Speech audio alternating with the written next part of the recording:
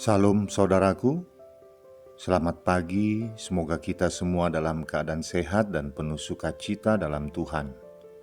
Marilah kita menggunakan waktu sejenak untuk berdoa, membaca dan merenungkan firman Tuhan sebagai sumber kekuatan, inspirasi dan motivasi bagi kita hari ini, Selasa 2 November 2021. Sebelumnya, mari kita berdoa. Bapa di sorga, kami bersyukur atas hari yang indah ini, hari yang penuh harapan. Kami akan merenungkan firman-Mu.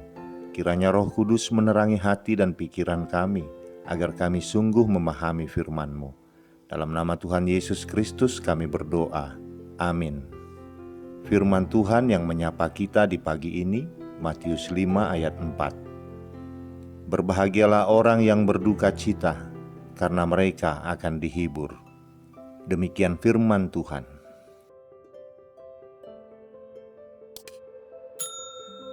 Saudaraku, duka cita adalah suatu kepedihan karena kehilangan yang menggoncangkan jiwa. Penyebab utamanya adalah kehilangan apa yang kita miliki dan tidak terpenuhinya keinginan kita.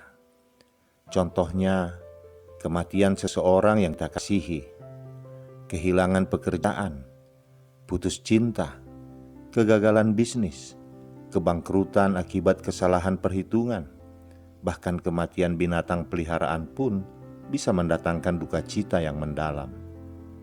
Berduka cita tentunya sangat tidak diharapkan. Secara umum kita menganggap bahwa mereka yang berduka cita adalah orang yang tidak beruntung. Tetapi Tuhan Yesus mengatakan, "Berbahagialah orang yang berduka cita, karena mereka akan dihibur."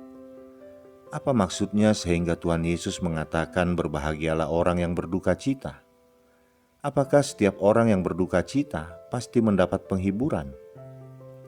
Saudaraku, kita harus memperhatikan bahwa nas bacaan kita ini merupakan salah satu bagian ucapan bahagia dari khotbah Tuhan Yesus di bukit. Artinya, untuk memahaminya kita tidak boleh lepas dari keseluruhan ucapan bahagia itu. Kata berduka cita dalam bahasa aslinya yang digunakan di sini adalah penhauntes, yang artinya orang-orang yang sedang berduka dan bersedih hati secara mendalam.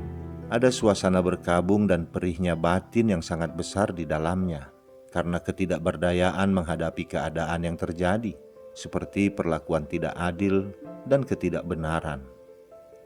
Jadi duka cita di sini bukan hanya membuat orang-orang menangis, tetapi juga membuat orang-orang sudah tidak mampu lagi menangis. Kehabisan kata-kata untuk meratap, seperti duka cita yang sering dialami oleh orang tua yang kehilangan anak kesayangannya. Seperti duka cita Maria saat melihat anak sulungnya disalib dan mengalami kesakitan luar biasa, tanpa ia bisa berbuat sesuatu. Jadi kita dapat melihat bahwa arti kata duka cita dalam bacaan kita ini bukan hanya sekedar bersedih dan meratap karena suatu kegagalan tertentu dalam hidup atau karena kehilangan sesuatu yang dimiliki. Duka cita yang dimaksud di sini juga bukan duka cita yang terjadi karena kesalahan atau kebodohan kita sendiri. Duka cita yang dimaksud di sini adalah duka cita yang terjadi karena ketidakberdayaan menghadapi kenyataan hidup yang mengakibatkan seseorang hancur dan remuk hatinya. Duka cita yang mengakibatkan seseorang merasa tidak lagi memiliki daya untuk dapat mengubah keadaan yang sedang dihadapinya. Jadi, ada ribuan duka cita yang tidak termasuk bagian dari teks ini. Tuhan Yesus tidak bermaksud mengatakan, "Berbahagialah engkau yang mengalami kematian anggota keluarga." Kita tahu Tuhan Yesus juga menangis ketika melihat kesedihan hati Maria dan Marta karena saudara mereka Lazarus mati. Juga bukan duka cita karena kehilangan pekerjaan, duka cita karena gagal. Juga bukan duka cita karena dikhianati. Bukan itu yang dimaksudkan oleh Tuhan Yesus. Saudaraku, Tuhan Yesus tidak bermaksud mengatakan bahwa mereka yang sedang berduka karena kematian seseorang yang dikasihinya, maka orang itu berbahagia. Tidak, ini merupakan duka cita rohani. Sama halnya dengan miskin di hadapan Allah, seperti disebutkan pada ayat sebelumnya. Miskin di hadapan Allah bukanlah miskin secara finansial, tetapi sesuatu yang rohani, sehingga hidupnya bergantung sepenuhnya kepada Allah. Semua ucapan bahagia mengacu kepada makna rohani, keadaan rohani, dan sikap rohani. Jadi mereka yang berbahagia adalah mereka yang berduka cita di dalam roh. Duka cita yang timbul oleh karena sadar bahwa dirinya adalah manusia terbatas, miskin, tidak mampu berbuat apa-apa. Kita berduka cita karena menyadari betapa miskinnya kita di hadapan Allah. Kita melihat diri kita sebagai orang yang tanpa pertolongan, tanpa pengharapan. Kita berduka cita karena fakta-fakta tentang diri kita yang patut dikasihani. Kita tidak mampu untuk hidup menyenangkan Allah. Kita tidak mampu hidup kudus. Kita tidak mampu menjadi orang yang baik. Orang yang sadar bahwa dirinya terbatas dan berduka cita karenanya, lalu bergantung kepada Allah, maka orang seperti ini bahagia karena dia akan mendapatkan penghiburan dari Allah yang tidak terbatas. Karena itu, berbahagialah orang yang berduka cita di sini harus dipahami dalam pengertian bahwa orang yang disebut berbahagia oleh Tuhan Yesus adalah orang-orang yang remuk dan hancur hatinya, tidak punya siapa-siapa atau apa-apa untuk berpegang dan berpengharapan. Orang seperti ini hanya punya dua pilihan dalam hidupnya. Yang pertama, memilih untuk membenamkan diri dalam kedukaannya dan tidak keluar-keluar lagi, seperti yang dilakukan Yakub pada saat mendengar berita bahwa Yusuf mati dicabik-cabik binatang buas. Ia berkabung sepanjang hidupnya. Dan Yudas Iskariot yang kemudian mengambil langkah bunuh diri karena penyesalan. Yang kedua, memilih untuk datang berharap kepada Tuhan, dengan satu keyakinan bahwa Tuhan mampu menolongnya di tengah kedukaan yang dirasakannya. Bagi yang mengambil pilihan pertama, orang itu tidak akan pernah mendapatkan kebahagiaan dalam perjalanan hidupnya.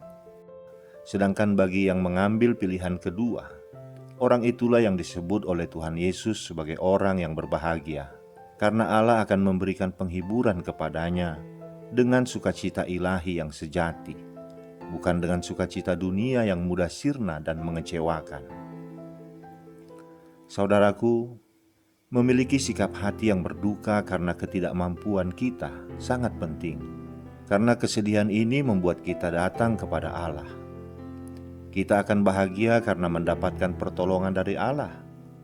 Namun jika kita merasa diri hebat, kita pasti tidak akan sedih. Kita merasa diri mampu dan kita tidak akan mendapatkan pertolongan dari Allah.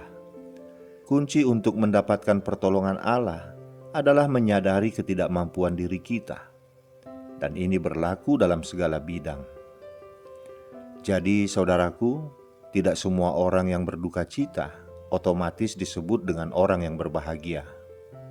Hanya orang yang dalam kedukaannya memilih untuk datang dan berharap kepada Tuhan sajalah yang akan mendapatkan penghiburan dan layak disebut sebagai orang yang berbahagia. Amin. Kita berdoa. Bapa di surga, kami bersyukur dan berterima kasih atas setiap penghiburan yang kami terima dari-Mu saat kami datang kepadamu di dalam kerendahan hati dan berharap hanya pada pertolongan-Mu. Mampukan kami untuk berbuat yang berkenan kepadamu, karena dunia ini akan selalu menghalangi kami melakukannya. Kiranya Engkau memberikan Roh-Mu yang kudus bekerja dalam diri kami, dan menghibur kami dengan damai sejahtera-Mu yang melampaui segala akal itu. Terima kasih Bapa, di dalam nama anak-Mu Tuhan Yesus Kristus kami berdoa. Amin. Selamat beraktivitas saudaraku, Tuhan memberkati. Salam.